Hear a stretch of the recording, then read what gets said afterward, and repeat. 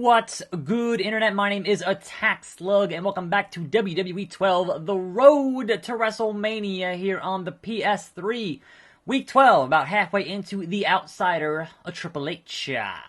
Welcome back to Friday Night SmackDown. In 3 days, Triple H faces the WWE Champion Randy Orton at Over the Limit. But up next in our main event, the Viper and the Game will square off on opposite sides in a tag team match.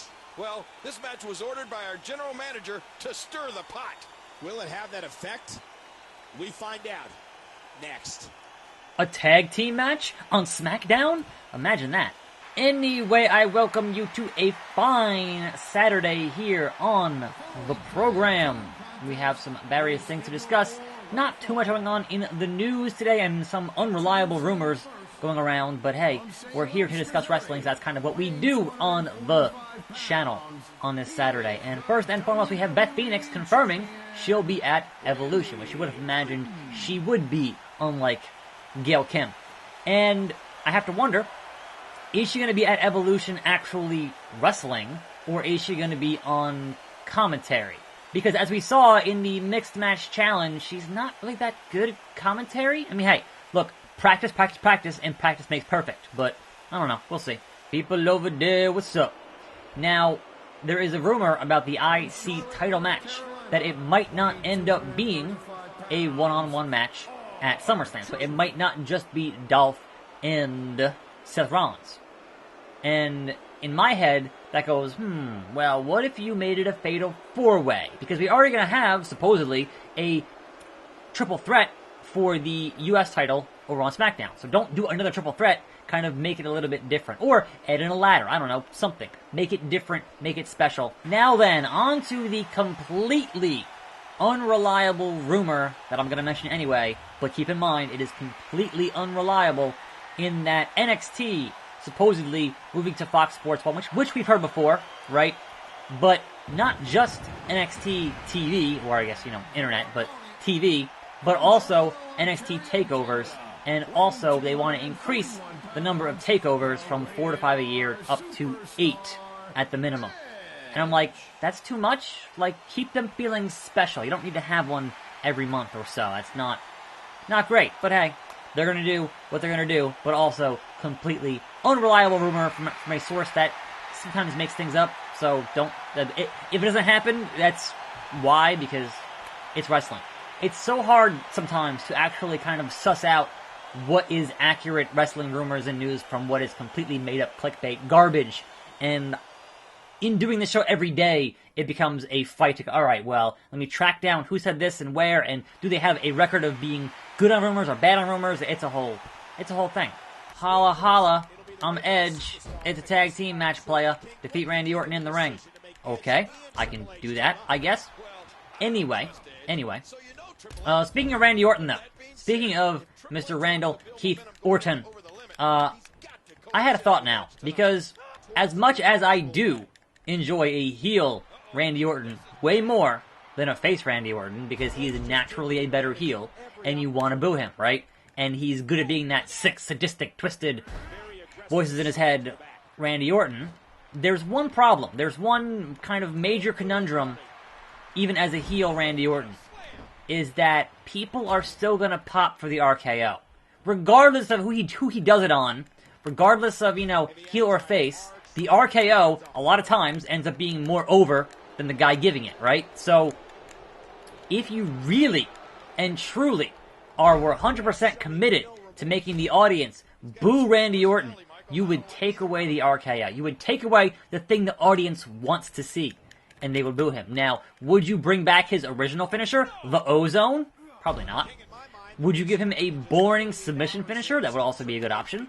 There's different ways that you can take that, and then to directly address it with the audience. It's like, no, I know what people cheer for. I know what you want, and I'm not going to give it to you. Would be super effective heel work. Look at Cactus Jack, ECW in '95, right? His anti-hardcore crusade in ECW. People hated him because it was that audience for ECW who wanted to see the hardcore stuff. And Cactus, who at that point had been known for being an amazing hardcore wrestler, just went back to just basic mat wrestling. People, they were so mad about it. And that was effective heel work. Also saved him, a bit of wear and tear on his body, but that was super effective heel stuff because you were depriving the fans of what they wanted because he's a heel. That's what he should do. So that's kind of my thought on what they should do with Randy Orton. Will they? Oh, most definitely not. But I'm saying if they actually cared about getting Randy booed 110%, they would take away the RKO. So, just my opinion, just some fantasy booking for you here on the show on a very slow Saturday. Not much else going on, so I was like, yeah, let me kind of get into that bit of weirdness, if you will, before trying to win this tag team match. Playa, holla holla. But yeah, like, there are other options for more boring finishing moves that you could give to Randy Orton. Like, hey, how about he has an abdominal stretch and that's his finisher? Like, people would hate that. They'd be so mad about it. And like, that would be effective because you want people to boo your heels. Like, I understand a lot of guys, they want to be that Stone Cold Steve Austin, right? That early on Stone Cold Steve Austin where he was a cool heel. And they all want that. It's like, alright, I'm a bad guy, but they're still gonna cheer me. And I'm like, do you want to be a heel or not? Like, you shouldn't be trying to get the attention of the audience in that manner. You should be trying to get them to hate you as much as possible. You want to get them to want to get out of their seats and stab you. That's being a heel. And these days, doesn't really work. Doesn't really work. And I know that sounds a lot like the old school Jim Cornette type business, but still. Like, there's a certain purity to that. There's a certain purity to having yourself get booed because people actually hate you, and not because they think they should boo you because that's what the program tells them to do. Also, running finisher. Nope, that was not it. That was not it. Edge does not have a standing finisher in this game, apparently, because I can't do the execution, edge-o-matic, whatever it is. It's not happening. So, yes, finish him with an abdominal stretch. That would be hilarious. Hilarious. Anyway, I have a finisher. I just need to figure out how to use it without Randy Orton giving me a float-over DDT. Thanks, Randy. Yes. The pose also. Very important. Always be posing. Always. Anyway, let's see if we can't, like, figure this thing out. Because I'm pretty sure Edge would have the spear at this point. So if I run... No. If I run... No. Why is it not giving me the triangle option? Can I not do it with Edge here because they don't want me to? Or, like, what's the... Alright, what if it's in the corner? In the corner? No. What in the blue hell? There, alright. Had to be down on the mat and then hit it in the corner. It's always positional. And he's so close. He was so close. Why was he so close? Why did he walk into it? I'll never know. Oh no! The Misfits! The refs Where's called Kane? for the bell kick, but it looks like Edge and Triple H aren't done yet. They're heading to the back. This has to be a trap, right? There has to be a Kane, right? I don't have an objective, so it's just me and Cody here getting all in. Speaking of all in, there was an ad, there was like an internet spot or whatever for Total Divas that used the phrase all in, and people were like, what the hell, man? After they issued a cease and desist for that whole thing with the Too Sweet, then they're going to use the all in trademark, and it's like, I don't know that the E! Network has any wrestling fans on it, so that, I would imagine, was not dictated by the wrestling side of the show. I mean, it could have been, but I have my doubts. But yeah, that was just kind of a weird coincidence. And I was like, that's not cool, you guys. That's not cool at all, considering your past history. Not cool at all. But also, I don't have an objective here, so I just kind of beat up Cody until he passes out, or until Kane shows up. Because Kane is a misfit. There's the triangle. I saw triangle. I saw triangle. And is it going to let me do triangle? Yes. Into the box. And then we win. Hooray. What? And still no Kane. What was the point of introducing Kane unless he's going to interfere during this title match at Over the Limit? Speaking of pay-per-view names they could bring back because Extreme Rules no longer makes any sense in July, how about Over the Limit? This contest set for one fall is for the WWE Championship. Thanks, Tony Chimmel. Okay, let us see what shenanigans await in this WWE Championship match. What could possibly happen? What possible interference from the GM, who is The Miz? What nonsense could he possibly do? I'm sure it's something. Weighing 255 pounds, the Game, Triple H. Yeah. What is that? What is that? From St. Louis, Missouri, weighing 245 pounds, he is the WWE Champion, Randy Orton. They're never going to fix that floating belt issue in these games. I swear. It's never going to happen.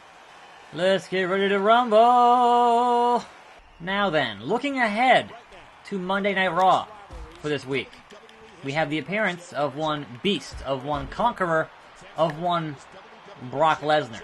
And I have to hope they actually put in the work on that thing and put in the writing and don't treat wrestling fans like they're stupid, because most of us pay attention to what's been happening in the past several weeks.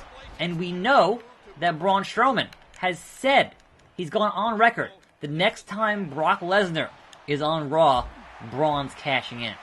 So either you have to find out a way to have Kevin Owens trick Braun or something stupid to have him not be on the show for Monday, or cash in and fail, or cash in and succeed. I don't care. Either way, one of those options, it needs to be addressed on Raw. You have to have that addressed on Raw. If Braun Strowman is not there, or if he's there and does not even acknowledge Brock Lesnar, you have failed spectacularly. And I know they, as a company, tend to assume that people don't pay attention, right? That they don't, if it happened more than, a couple of weeks ago, it's not really important, right? We've all forgotten it because there's just so much wrestling every damn week that it's, quite possible to forget every little bit of minutia.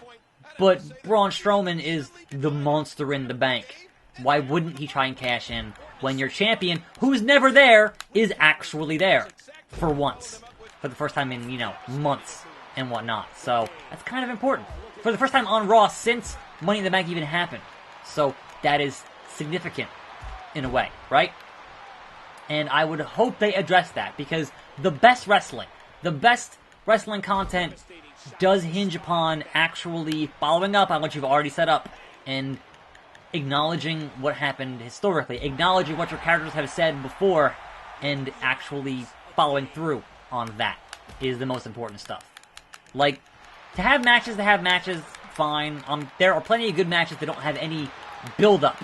But the story is the important part for me, right? Because the story makes the matches mean more. So, follow up on your story with Braun Strowman. Either have him cash in or have him get banned from the building or something on Monday. Because if you don't, you're screwing up. All I'm trying to say. So, here's hoping that plays out as it should on Monday.